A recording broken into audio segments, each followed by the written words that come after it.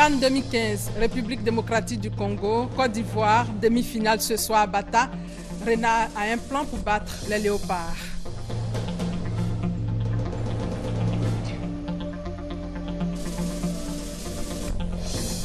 Et puis le phénomène d'enlèvement d'enfants, toujours d'actualité en Côte d'Ivoire. Des mesures ont été prises par le gouvernement pour mettre fin au phénomène.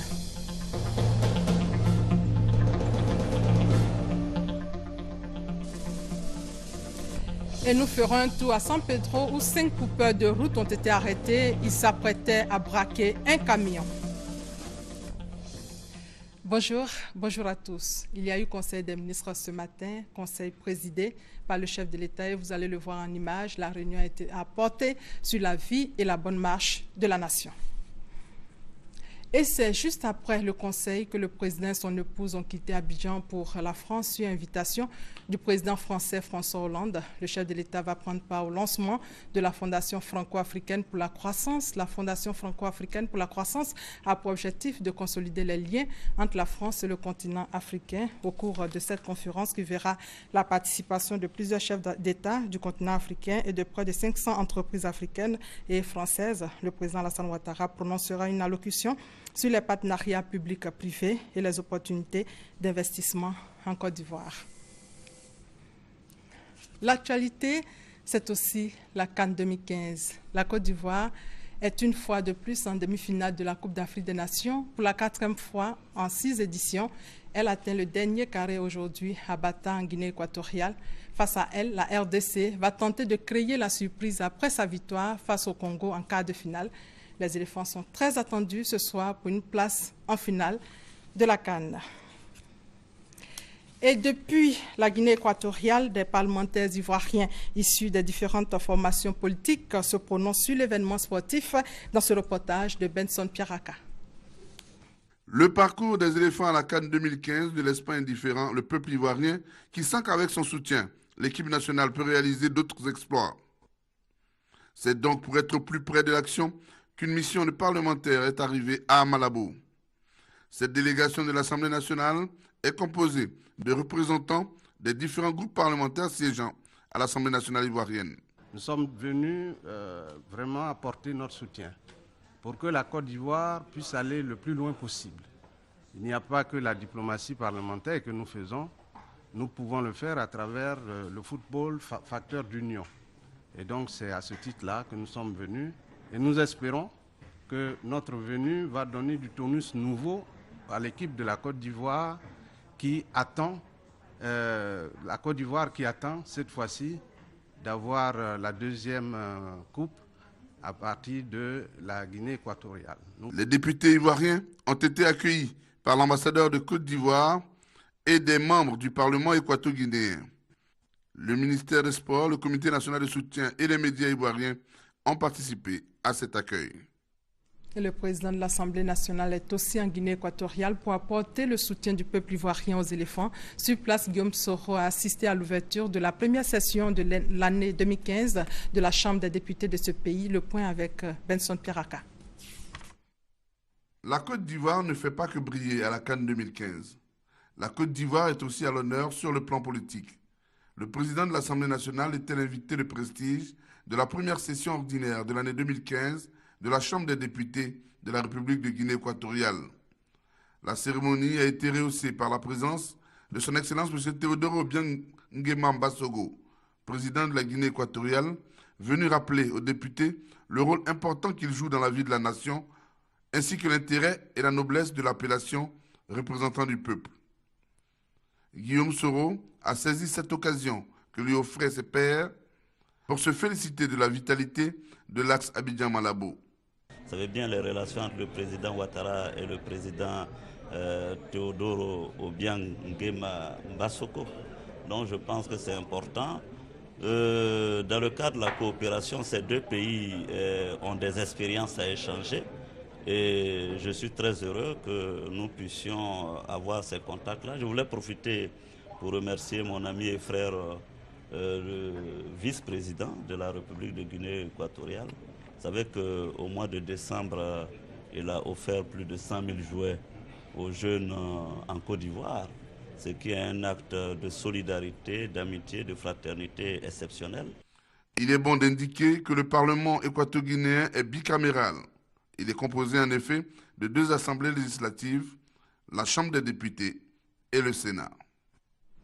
Et ici en Côte d'Ivoire, c'est désormais Mamadou Koné qui proclamera les résultats définitifs des élections. Il a été nommé hier en remplacement de Francis Vaudier qui a décidé de démissionner de son poste. René-François Afin-Kwasi, lui, est le nouveau président de la Cour suprême.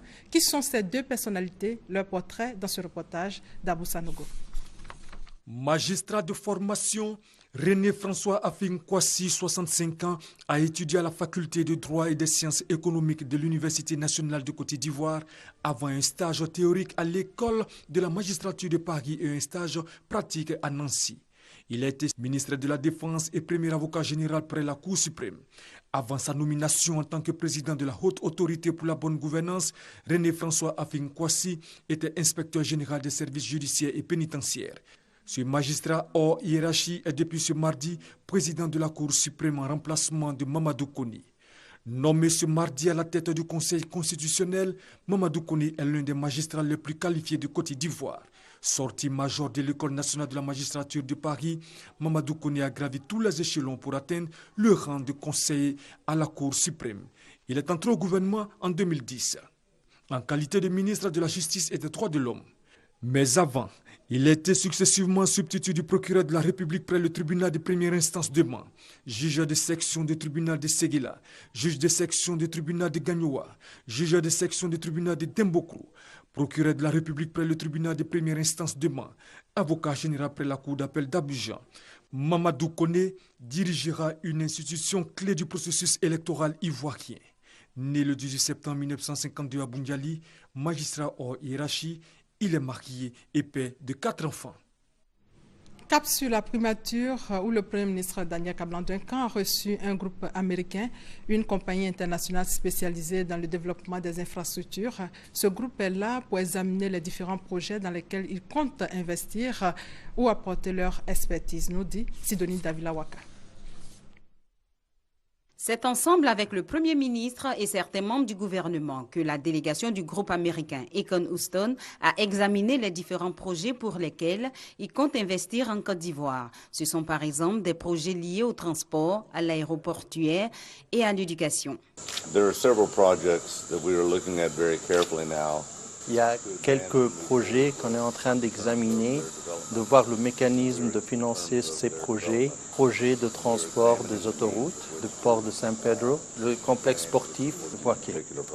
Pour rappel, le groupe Econ Houston est une compagnie internationale spécialisée dans le développement des infrastructures. Quelle plateforme de collaboration entre le Centre d'éducation à distance de Côte d'Ivoire et le réseau des directeurs des ressources humaines de l'administration publique? Pendant 3 jours, les 2 entités se sont réunies à Bassam pour sceller les bases d'une collaboration efficace qui a abouti à la formation des agents de l'administration publique. Le compte-rendu d'Éric Goré. Concevoir une plateforme de collaboration efficace entre le réseau des directions des ressources humaines de l'administration publique et le Centre d'éducation à distance de Côte d'Ivoire est le but de ces 3 jours de travaux en atelier. Il y a des formations qu'ils ont encore demandées, des formations spécifiques, pour essayer d'accroître leur capacité justement à exercer leurs fonctions. Nous allons nous adresser à nos partenaires pour leur apporter justement ce complément qui leur permettra d'exercer pleinement et surtout d'être vraiment efficaces dans leurs fonctions. Nous appartenons à un réseau qui se trouve dans 120 pays à travers le monde. En Afrique, il y a 16 centres fonctionnels, opérationnels à ce jour. Mais nous serons bientôt rejoints par 5 autres pays.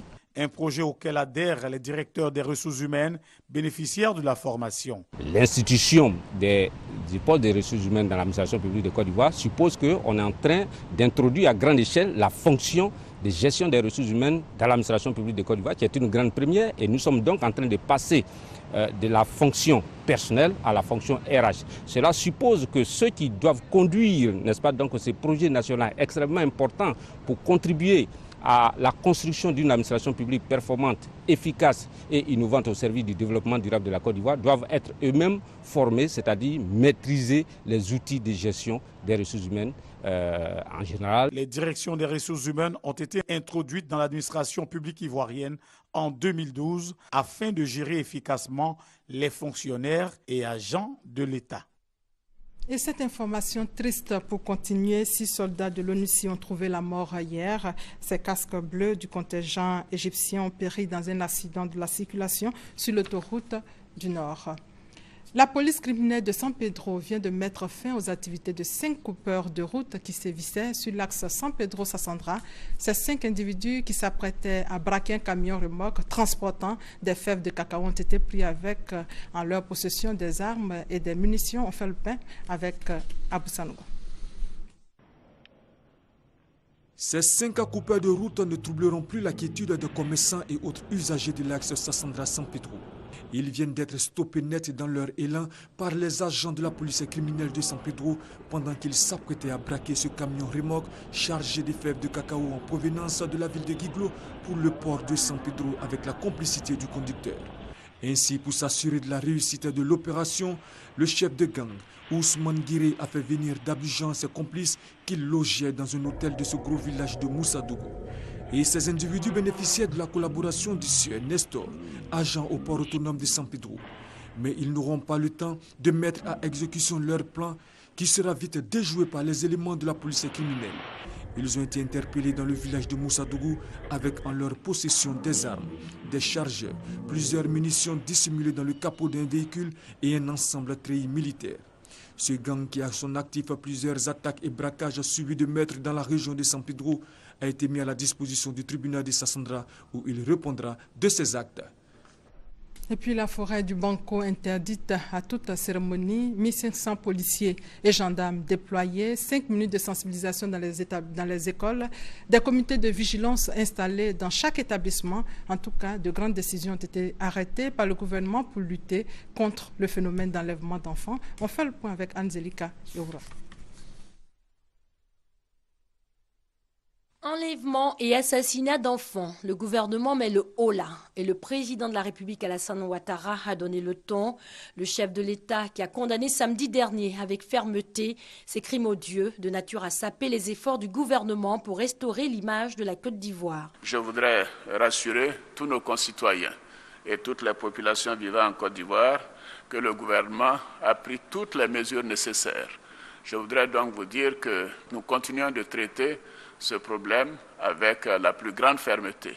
Ce phénomène est inacceptable, indigne de la Côte d'Ivoire et indigne du climat apaisé que nous voulons pour nos concitoyens dans notre beau pays. Face au phénomène, des mesures importantes ont été prises.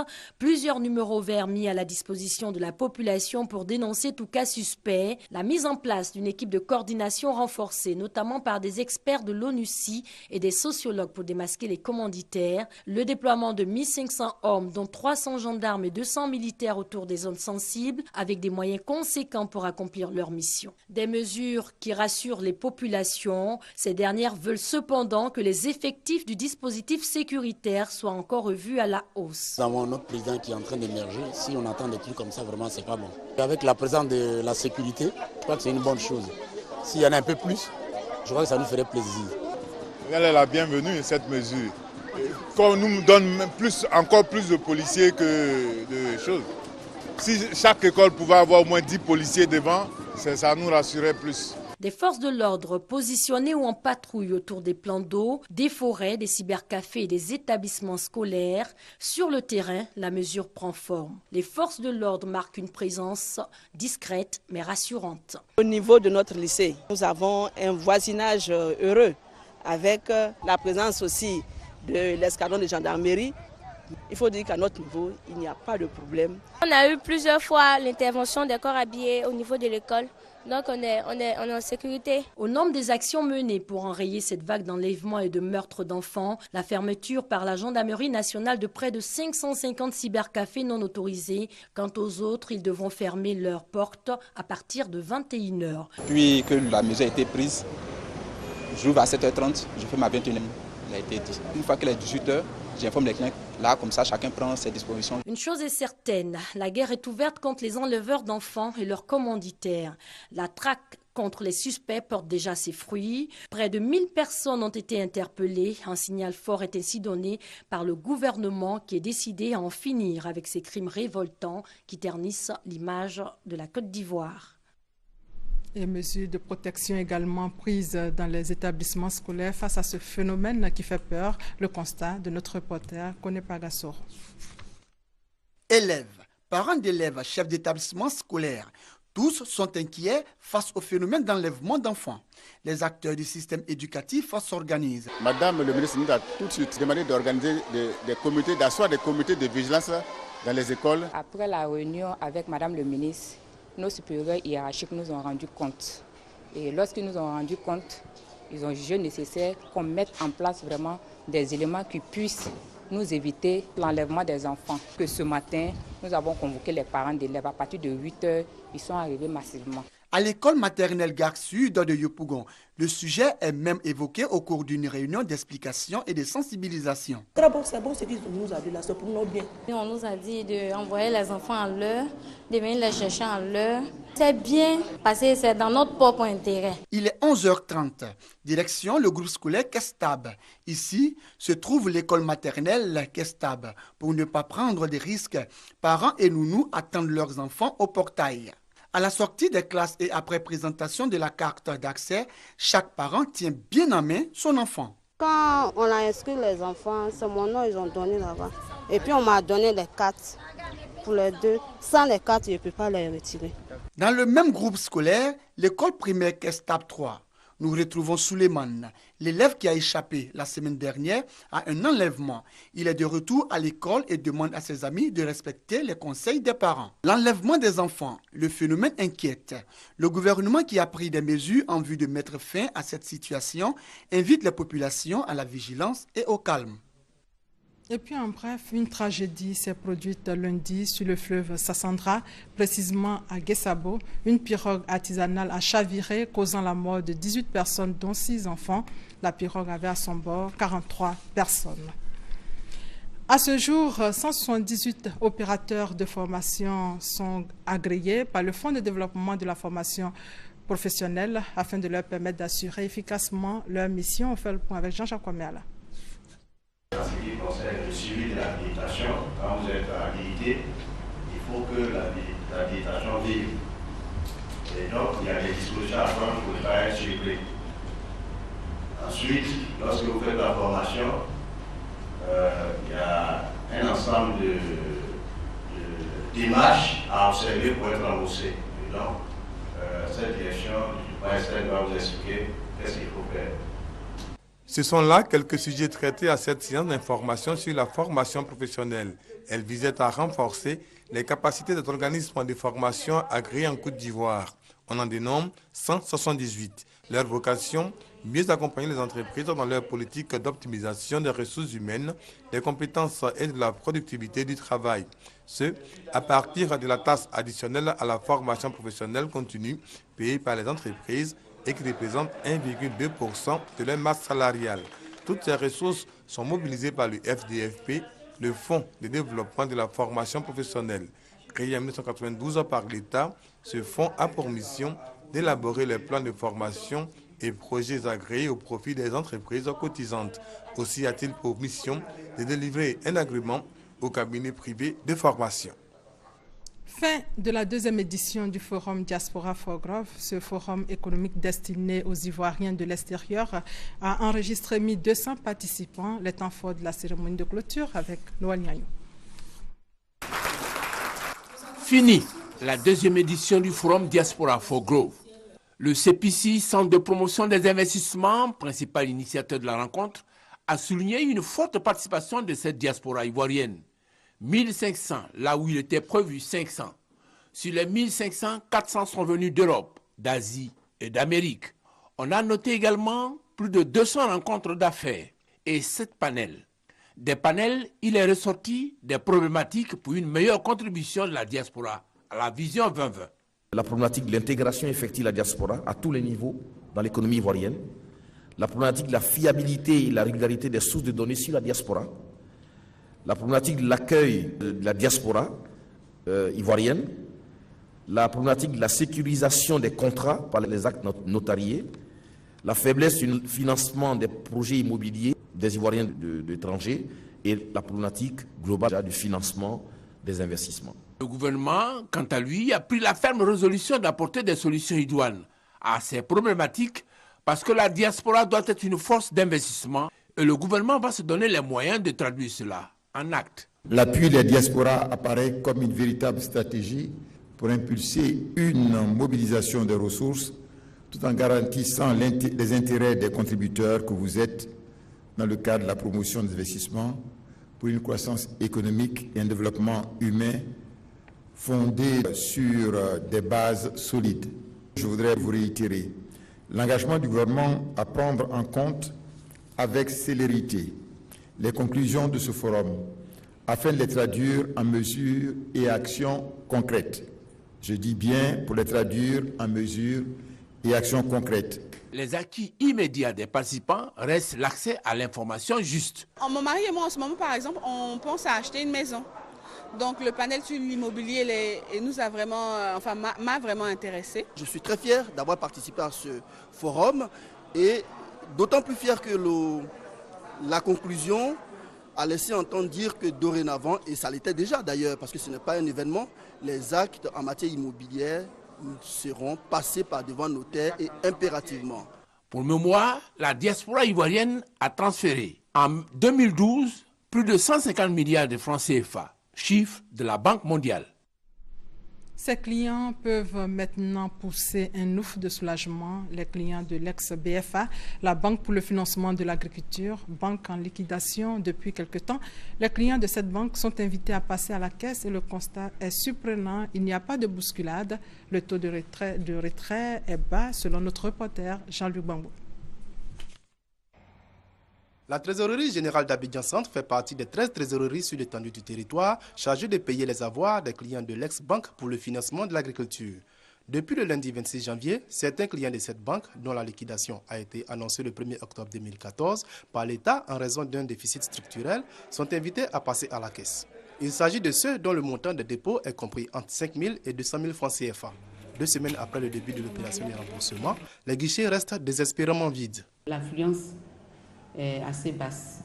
On n'a pas d'affluence et nous pensons que certainement les clients n'ont pas eu l'information, ils n'ont pas été assez informés, donc on n'a pas d'affluence. Au niveau de la trésorerie générale d'Abidjan Sud, nous avons dans notre portefeuille 876 déposants à payer. Sur les 876, depuis le début de l'opération, nous n'avons payé que 42. Et pourtant, des dispositions particulières ont été prises pour garantir aux clients un paiement aussi bien rapide qu'aisé. Recevant les vœux de ses collaborateurs la semaine dernière, la ministre en charge de l'économie et des finances, Kabani Ale, est revenue sur le dossier. Aux partenaires de la BFA et aux petits déposants que nous suivons avec beaucoup d'intérêt ce dossier et leur dire également que des instructions ont été données donc aux liquidateurs pour que les petits déposants soient désintéressés dans les meilleurs délais. Si pour le moment, aucune date butoir n'a été fixée pour les paiements de cette première tranche, les responsables du Trésor invitent néanmoins les clients à se présenter dans les différentes trésoreries afin d'éviter les bousculades des derniers moments.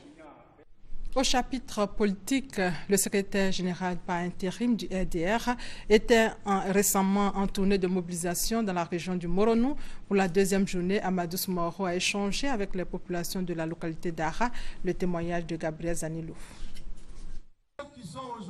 3 grands meetings et plusieurs entretiens avec les rois et notables de la région du Moronou en 2 jours et le secrétaire général par intérim du Parti des Républicains ne semble pas être épuisé.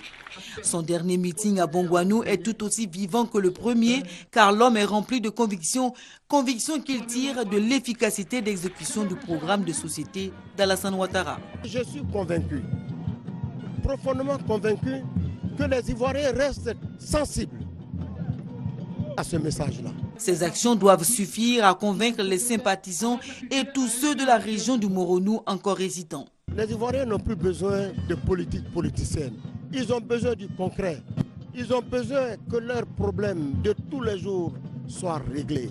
Ils ont besoin qu'on trouve des solutions à leurs problèmes d'école, à leurs problèmes de route, aux problèmes d'eau potable, aux problèmes d'électrification rurale, aux problèmes de vente de leurs produits agricoles. C'est de cela qu'il s'agit. Donner un autre mandat à Alassane Ouattara, ce serait faire un choix judicieux car il a des solutions. Et c'est sur une note de victoire qu'Amadou Soumaoro finit toujours ses discours. Il vient ainsi d'achever la première étape d'une série de tournées qu'il effectuera dans les autres régions et à l'extérieur du pays. Pour la réélection justement du président Alassane Ouattara, un collectif d'artistes a été créé. Le lancement officiel des activités de ce nouveau mouvement a eu lieu récemment. Le point de notre reporter Léon Bro. Route, logement, électricité, eau potable, santé, bref, sous le charme de ces actions du président Alassane Ouattara, musiciens, humoristes, comédiens, artistes chanteurs et disques jokers sont unanimes. L'émergence de la Côte d'Ivoire passe par le chef de l'État. Au sein du Cavado, leur collectif pour la réélection du président de la République, ces artistes s'engagent à sensibiliser sur le bilan et les projets du candidat Alassane Ouattara. Le 21 février, on sera au lancement officiel à Katiola. Du 14 mars 2015 au 30 mai, nous serons partout en Côte d'Ivoire, dans 40 villes, pour apporter haut le message de l'espérance à l'émergence. Ces activités, le Cavado n'entend les estomper qu'au soir de la réélection du chef de l'État. Une initiative encouragée par les parrains du collectif et des membres du gouvernement. Pour tous, l'enjeu de la réélection d'Alassane Ouattara, c'est le rassemblement des Ivoiriens autour de leur président. Un pari que seuls peuvent réaliser les artistes, ces voix des sans-voix. Le président Bédi l'a dit à l'époque, laissez pousser les 1000 fleurs. C'est dans cette mouvance que nous sommes. Sinon, pour l'élection du président Alassane, il n'y a pas de doute. Pour expliquer la justesse du choix des artistes du Cavado, les membres du gouvernement ont aussi relevé les actes du chef de l'État pour l'épanouissement des professionnels des arts. La loi sur le cinéma, les allocations aux artistes, dont celle de 2015, s'élève à 200 millions de francs CFA et concerne 32 bénéficiaires. Intéressons-nous à la chefferie traditionnelle en Côte d'Ivoire. Nana Aïni Bilé II, président du Conseil des chefs et roi de Côte d'Ivoire, a reçu la visite d'une délégation de chefs coutumiers au nombre des sujets examinés, le nouveau statut des rois et chefs traditionnels de Côte d'Ivoire. Mamadou Kwasi pour plus de détails. Des rois et chefs traditionnels chez Nana Aïni Bilé II, roi du Guablé. La délégation du Conseil des rois et chefs traditionnels de Côte d'Ivoire sacrifiait la tradition en présentant ses vœux à son président. Cette rencontre de convivialité était l'occasion pour les têtes couronnées de faire le point des actions déjà menées en faveur de la paix et de la cohésion en Côte d'Ivoire. Pour 2015, les rois et chefs traditionnels de Côte d'Ivoire souhaitent des élections apaisées et transparentes. Ils invitent les acteurs politiques à la modération dans les propos afin de préserver la cohésion et la paix qui règnent déjà en Côte d'Ivoire. C'est Dieu qui donne le pouvoir. Donc nos cas doivent comprendre que le pouvoir, c'est Dieu qui le donne. Et le pouvoir, c'est une chaise, c'est pas un banc. Et Dieu donne à celui qui sait le faire. Et nous allons aider ceux qui pourront le faire mieux pour que la Côte d'Ivoire puisse se développer. Parce qu'il faut Bagui nous a laissé un bel héritage que nous devons pouvoir entretenir.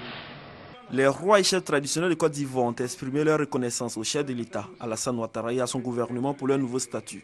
De la prochaine chambre des rois et chefs traditionnels, il en a été également question au cours de cette rencontre. Nana Aïni Bilé II et ses pairs s'engagent à relever ce défi pour la réussite de leur nouvelle mission. Nous allons faire en sorte que l'unité puisse régner entre nous, que nous devons comprendre que c'est un cadeau que le président de la République nous a donné et que ce cadeau, par notre faute, ne doit pas être un cadeau empoisonné. Et nous faisons confiance aux chefs traditionnels parce que depuis la nuit des temps, ils ont été toujours aux affaires pour la cohésion sociale. La Chambre des rois et chefs traditionnels sera installée ce premier trimestre 2015 avec un budget d'environ 5 milliards de francs CFA, a confié le ministre d'État, ministre de l'Intérieur et de la Sécurité, Ahmed Bakayoko, au cours d'une cérémonie tenue à Boisson en début d'année 2015. Et elle fonctionnera selon lui comme le Conseil économique et social. Grand spectacle à Ouangolodougou, les cadres de la région offrent un concert pour souhaiter une année de paix et de joie à la population. Kader Sogodogo, reportage. Bonne année Ouangolodougou, un spectacle qui a rassemblé plus de 5000 personnes au stade de la ville. Plusieurs artistes en vogue ont égayé ce nombreux public. Entre les différentes prestations artistiques, des messages sont distillés pour le rassemblement autour de Ouangolodougou, la ville aux deux frontières. Nous avons eu un moment de difficulté, mais chacun de nous a essayé de regarder dans la même direction parce que nous nous sommes dit, nous avons un intérêt commun qui s'appelle Ouangolodougou. Sur scène, les artistes ont su créer un cadre convivial entre eux et leur public. Ils sont pala, ils sont comme Kalakolo, Boubou, Kala, garçon donne goumé, garçon est mauvais, avare, menteur, infidèle, fou. Garçon t'achète un poulet rôti, là c'est dangereux, ça devient compliqué, il va te tourner. La fête fut belle à Ouangolodougou, la ville aux deux frontières. Belle ambiance donc. Rappelons que les éléphants de Côte d'Ivoire sont très attendus ce soir pour une place en finale. Hervé Renard, le sélectionneur des éléphants, a sa petite idée pour battre cette équipe des léopards qu'il connaît bien. On croise les doigts. C'est la fin de ce 13h. Merci de votre fidélité.